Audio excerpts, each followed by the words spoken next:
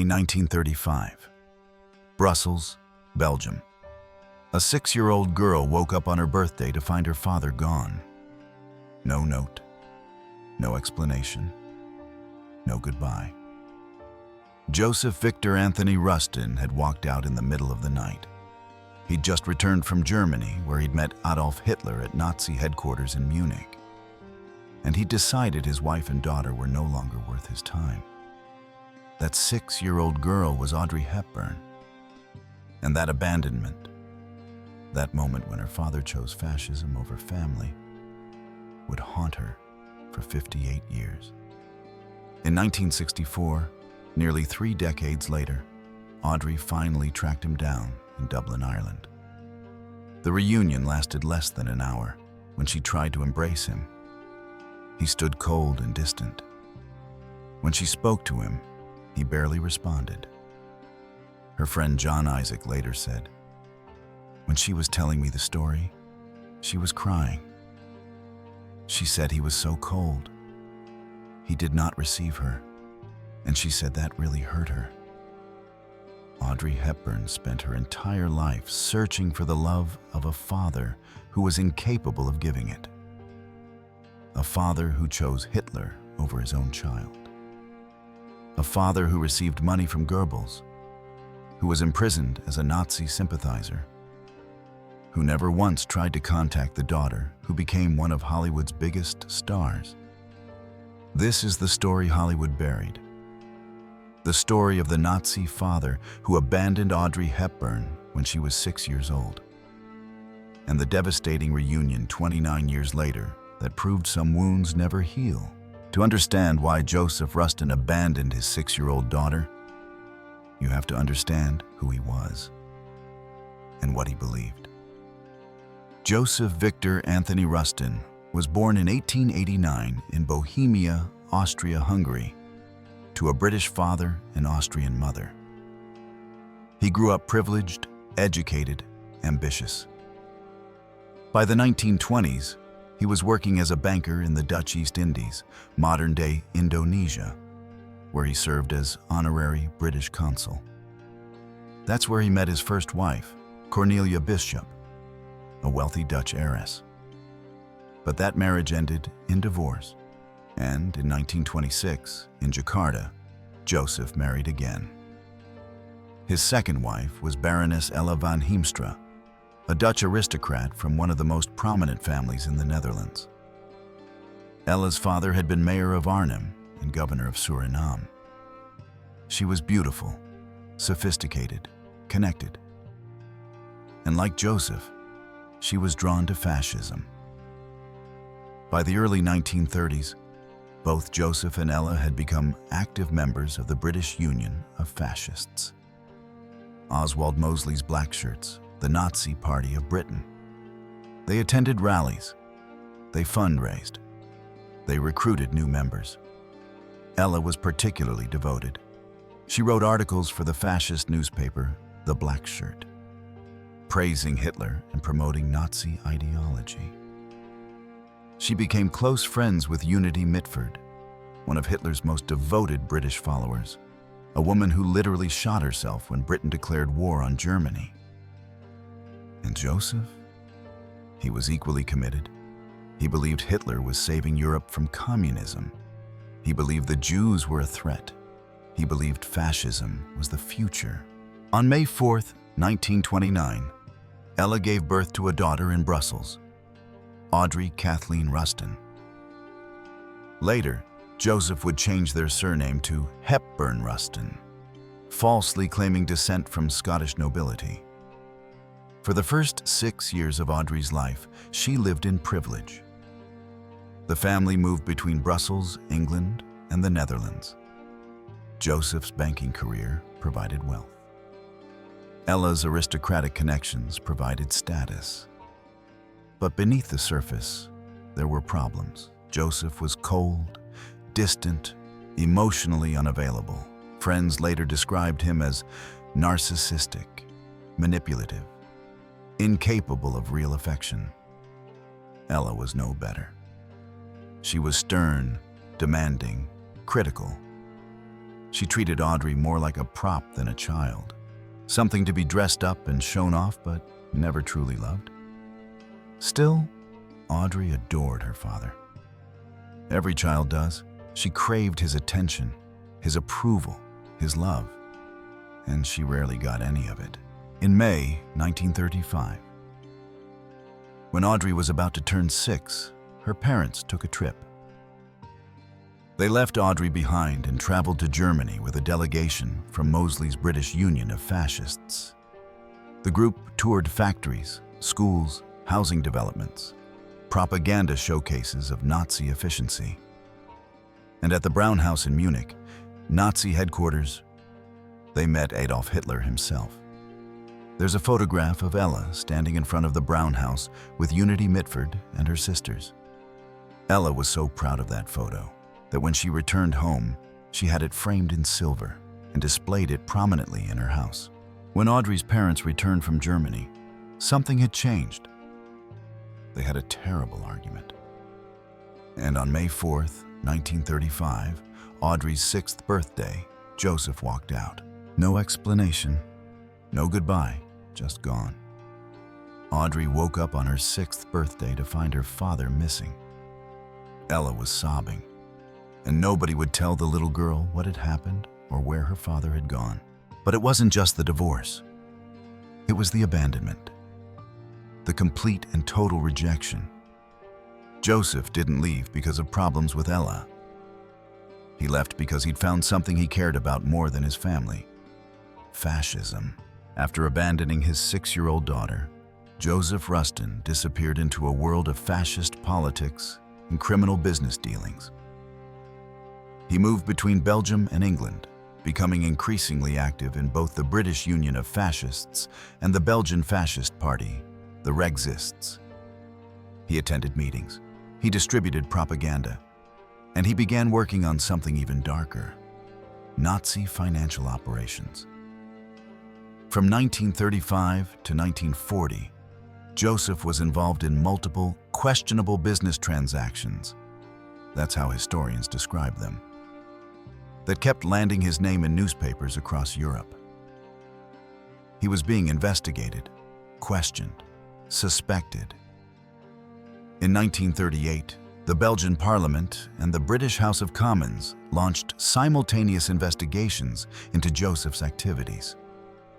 He was a director of the European Press Agency Limited, a corporation with direct financial ties to the Third Reich. The allegations were explosive.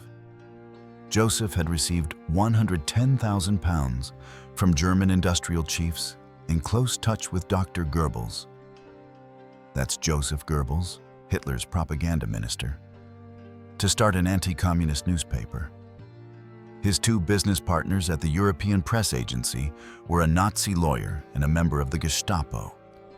Let that sink in.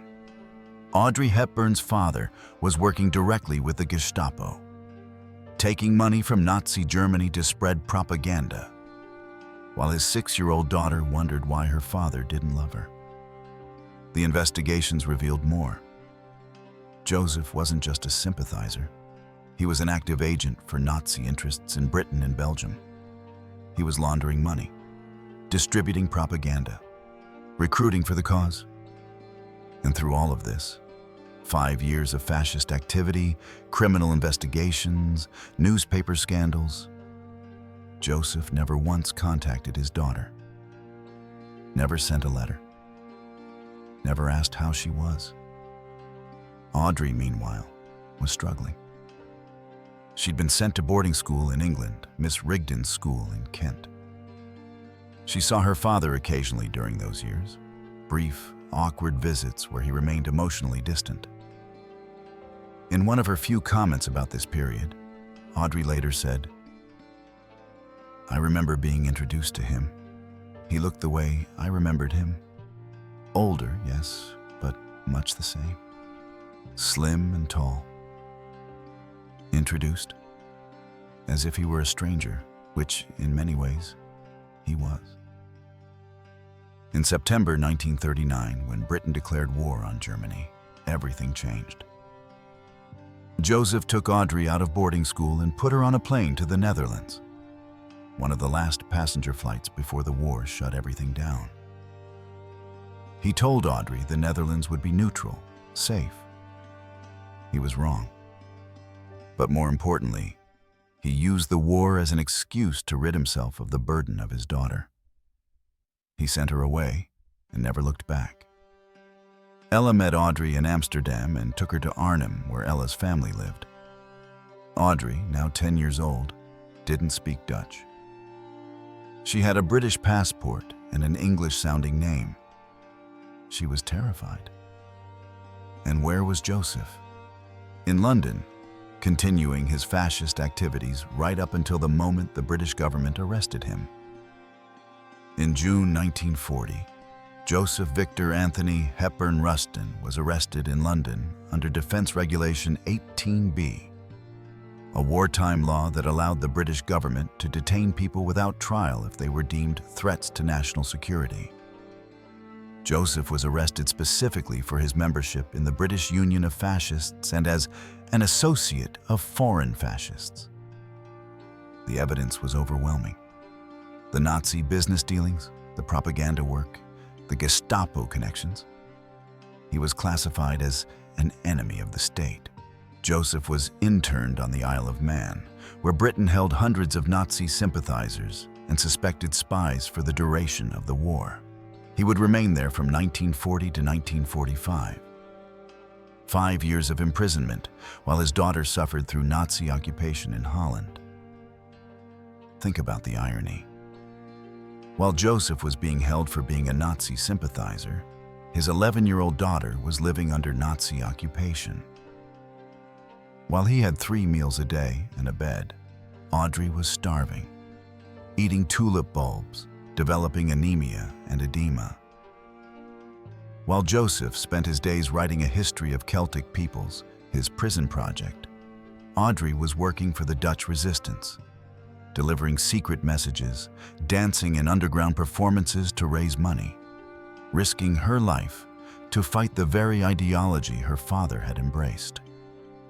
Audrey's uncle Otto, Ella's brother-in-law, was executed by the Nazis in 1942 for resistance activities.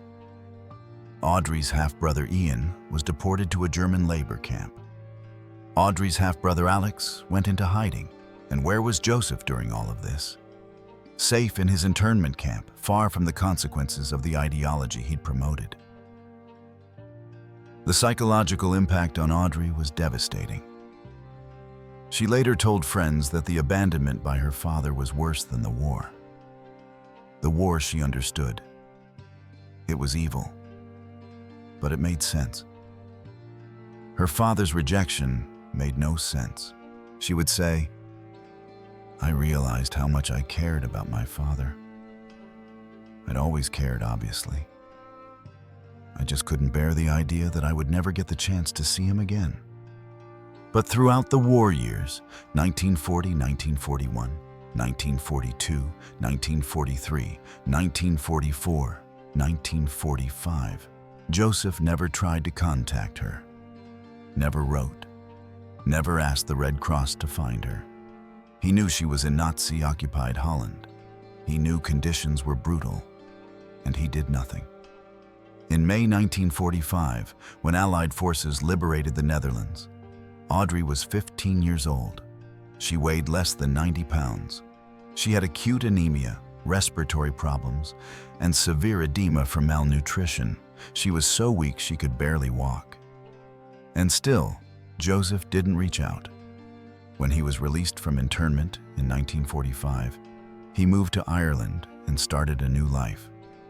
He remarried, a woman 30 years younger, almost Audrey's age. He got a job in insurance, and he never contacted his daughter. While Joseph was settling into his new life in Dublin, Audrey was trying to survive. After the war, she and Ella moved to Amsterdam, then The Hague, then London. Audrey trained as a ballet dancer, but years of malnutrition had stunted her growth and weakened her body. She was too tall for ballet, and her feet had been damaged by wearing wooden shoes during the war. So she turned to modeling and acting. small parts in British films, chorus work in theater productions, anything to make money. And then, in 1951, everything changed. French author Colette saw Audrey in a hotel in Monaco and insisted she play the title role in the Broadway production of Gigi. The show was a hit. Audrey was discovered. In 1953, she starred in Roman Holiday opposite Gregory Peck. The film was a sensation. Audrey won the Academy Award for Best Actress. At 24 years old, she was a star. But with fame came danger. Specifically, the danger that someone might discover her family's Nazi past. Hollywood went into overdrive, creating the myth of Perfect Audrey. The official biography claimed her father was an international banker, technically true but misleading. It claimed her mother was a Dutch noblewoman, true, but leaving out the fascist activities. It emphasized Audrey's resistance work during the war while completely burying her parents' Nazi connections. The studios were terrified. If Americans learned that Audrey Hepburn's parents were active Nazi sympathizers, her career would be over. In 1950s America, there was zero tolerance for Nazi connections, so they buried it deep. Audrey went along with it because she had no choice. She needed the work. She needed the money to support Ella, who was now dependent on her. And more than anything, she was ashamed.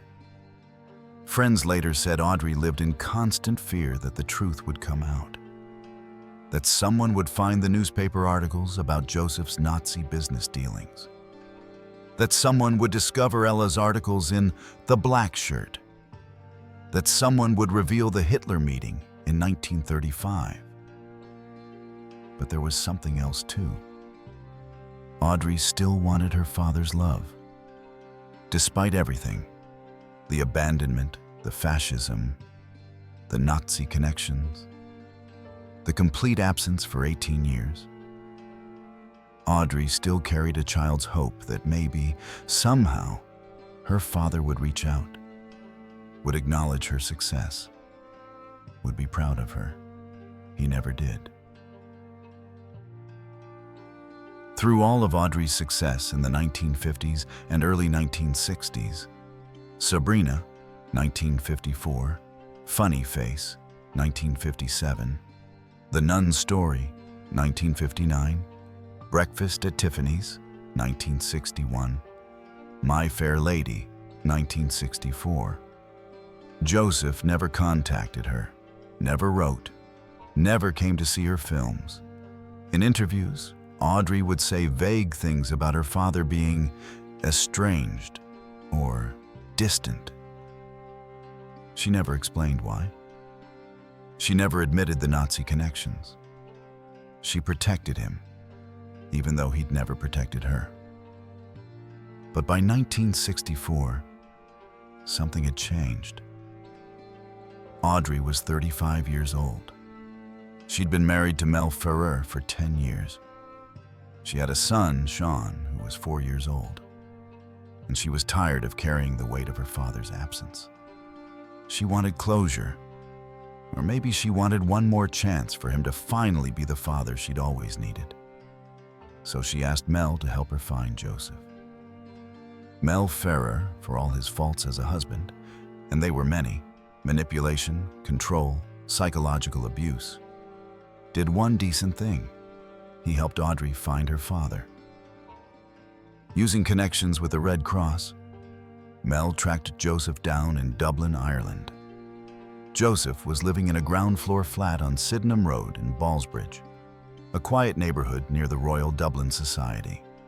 He was 75 years old, married to his much younger wife Fidelma, and working in insurance. He had never tried to find Audrey.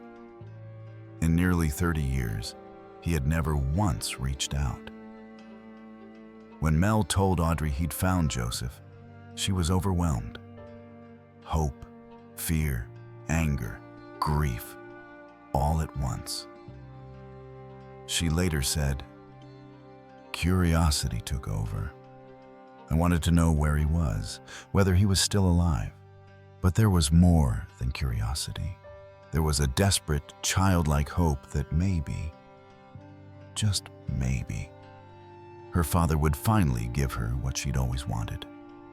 Love, acknowledgement, an apology." Audrey and Mel flew to Dublin. They stayed at the Russell Hotel on St. Stephen's Green, one of the city's finest hotels. They arranged to meet Joseph at the Shelbourne Hotel, another prestigious location. Audrey chose the setting carefully. Neutral ground. Public, but private. A place where she could maintain her dignity if things went badly. And things went badly. When Audrey walked into the hotel and saw her father for the first time in decades, she later described what happened. "He looked the way I remembered him. Older, yes, but much the same. Slim and tall." She stepped forward to embrace him, and he stood there, cold and unmoving. He didn't hug her back, didn't smile, didn't show any emotion at all. Audrey's friend John Isaac, a photographer who worked with her on UNICEF missions, later recounted what Audrey told him. "When she was telling me the story, she was crying. She said he was so cold. He did not receive her. And she said that really hurt her." The meeting lasted less than an hour. Joseph was distant, emotionally unavailable, exactly as he'd been 30 years earlier. He made small talk. He asked perfunctory questions about her career. But there was no warmth, no regret, no acknowledgement of what he'd done, no apology. Audrey tried. She tried to connect. She tried to get him to see her, really see her, as his daughter. But Joseph was incapable. Friends later described him as emotionally invalid, a man so damaged, so narcissistic, so fundamentally broken that he couldn't form real emotional connections with anyone, not even his own child. When Audrey left that hotel, she was devastated. She cried in the car. She cried in the hotel room. She cried for days afterward, because she finally understood what she'd refused to accept for 30 years. Her father would never love her. Not because she wasn't worthy of love, but because he was incapable of giving it. After the devastating reunion in Dublin, Audrey made a decision that many people couldn't understand. She decided to support her father financially for the rest of his life. Starting in 1964, Audrey sent Joseph regular payments. She paid for his rent. She covered his expenses. When he had medical bills, she paid those too. She provided for him generously until his death in 1980. Why? Why would Audrey Hepburn, who had suffered so much at her father's hands, who had been abandoned and rejected and ignored, choose to support the man who had caused her so much pain? Some people thought it was weakness. Others thought it was manipulation. Maybe Joseph had demanded money in exchange for keeping quiet about things that could damage her career. But the truth is more complex and more heartbreaking. Audrey supported Joseph because she was still his daughter. And despite everything, she couldn't let him suffer. It wasn't about getting his love. She knew by then that was impossible. It was about being the person her father had never been.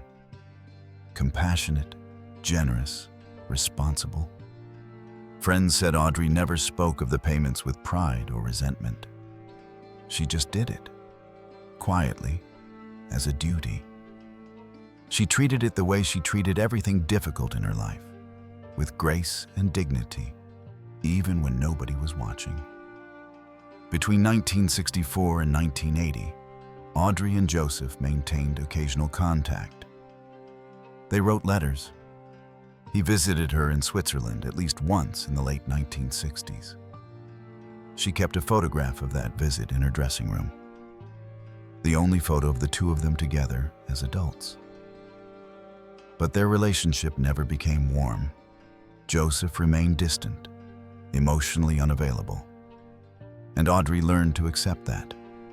In her letters to Joseph during this period, some of which have been preserved, Audrey wrote about her life, her films, her marriage to Mel, and later her marriage to Andrea Dotti, her sons Sean and Luca.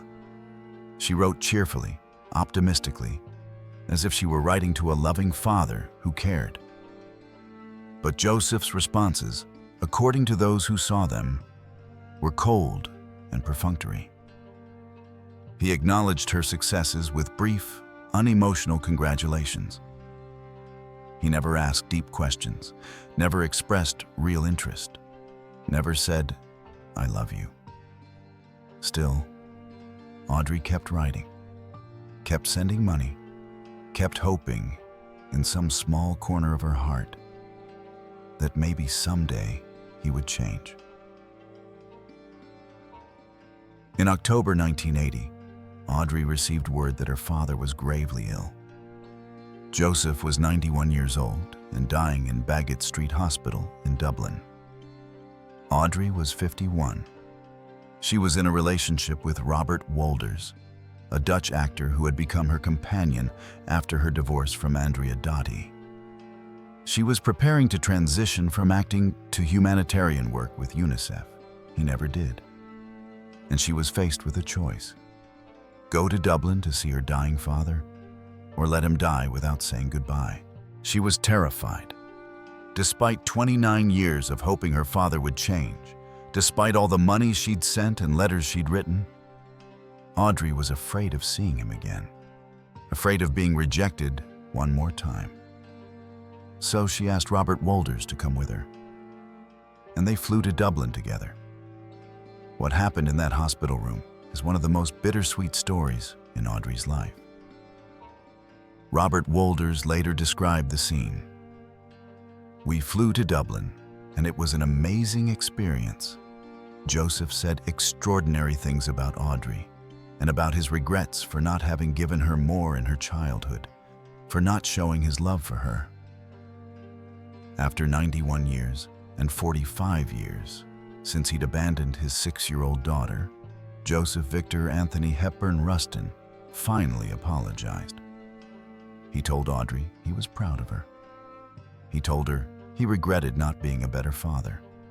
He told Robert Wolders, though apparently not Audrey directly, that he'd always loved her, but hadn't known how to show it. It was everything Audrey had wanted to hear for 45 years. And it came when Joseph was literally hours from death, when he had nothing left to lose, nothing left to hide behind, nothing left but the truth. Audrey stayed with him. She held his hand. She forgave him, though he probably didn't deserve it. Joseph Hepburn Ruston died the next day, October 16, 1980, at the age of 91. Audrey didn't attend his funeral. She couldn't face the media attention, couldn't face the questions, couldn't face the public performance of grief for a man who had given her so little. But privately, she mourned. Not for the father he'd been, but for the father he could have been, for the relationship they'd never had, for all those wasted years. The abandonment by her father shaped everything about Audrey Hepburn's life. Everything. It shaped her desperate desire to be a mother, to give her children the unconditional love she'd never received. It shaped her choice of men. She was drawn to controlling, emotionally unavailable men like Mel Ferrer and Andrea Dotti, unconsciously recreating the dynamic with her father. It shaped her humanitarian work. In the 1980s and early 1990s, when Audrey worked as a UNICEF Goodwill Ambassador, she focused specifically on helping abandoned children. Children who'd lost parents to war, famine, disease. Children who, like her, wondered why they'd been left behind. Her friend Krista Roth, a UNICEF colleague, said, "Audrey saw herself in every abandoned child we visited. She would hold them and say, 'I understand. I know how it feels.' It shaped her relationship with her own sons." Sean Ferrer later said, "My mother gave us everything her father never gave her. She was present. She was loving. She made us feel safe. And it shaped her silence." Even after Joseph's death, even after she could have told the truth without consequences, Audrey rarely spoke publicly about her father. She protected his reputation until her death. In one of her final interviews in 1992, shortly before she was diagnosed with the cancer that would kill her, Audrey was asked about her father. Her response was brief. "It was one of the traumas that left a very deep mark on me." That was all she would say. Even at the end of her life, she couldn't fully articulate the damage he'd done. Her granddaughter, Emma Ferrer, later revealed something heartbreaking. "My dad said about my grandmother that the best-kept secret about Audrey is that she was sad. It makes me sad to think about it. Sad. Despite all her success, despite being one of the most beloved actresses of all time, despite her humanitarian work, her beautiful children, her extraordinary life. Underneath it all, Audrey was sad, because the wound her father inflicted never fully healed. You can't heal abandonment. You can only learn to live with it." Joseph Victor Anthony Hepburn Ruston was a Nazi sympathizer, a criminal, a narcissist, and a terrible father. He met Adolf Hitler in 1935 and chose fascism over his 6-year-old daughter. He received money from Goebbels and worked with the Gestapo while his child suffered under Nazi occupation. He was imprisoned as an enemy of the state while his daughter risked her life for the Dutch resistance. And even when that daughter became one of Hollywood's biggest stars, he never reached out, never apologized, never acknowledged her. Until his deathbed, Audrey Hepburn deserved better. She deserved a father who loved her, who protected her, who was proud of her, who chose her over his twisted political ideology. But she got Joseph instead. And she spent her entire life trying to fill the hole he left when he walked out on her 6th birthday. The cruel irony is that Audrey became everything Joseph wasn't. Compassionate, generous, devoted to helping others. She chose love over ideology. She chose children over politics. She chose to be present in people's lives, even when it was difficult. She was everything her father failed to be. And maybe, in some way, that was her revenge. Joseph died in obscurity in Dublin in 1980. Few people attended his funeral. Few people mourned him. His obituary made no mention of his famous daughter, probably at Audrey's request. He's buried in Mount Jerome Cemetery in Dublin.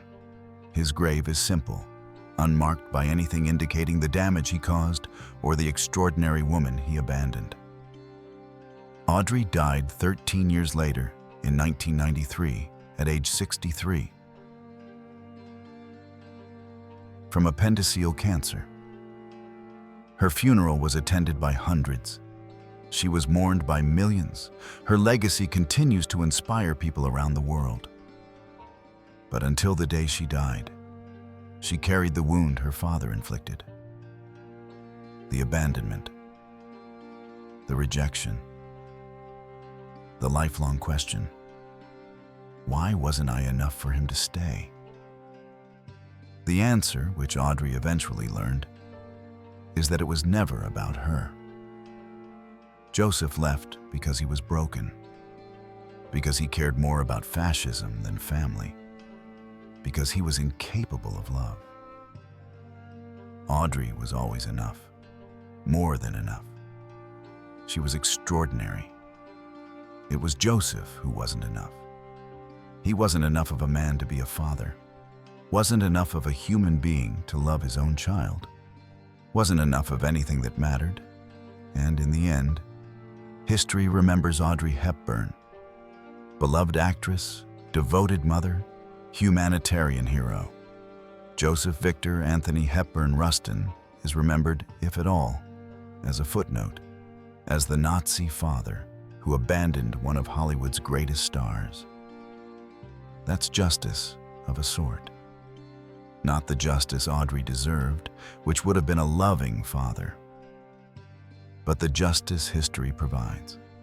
The good are remembered, and the cruel are forgotten, except in stories like this, where we remember the cruelty so we can understand the extraordinary courage it took for Audrey to become who she became, despite everything her father did to break her.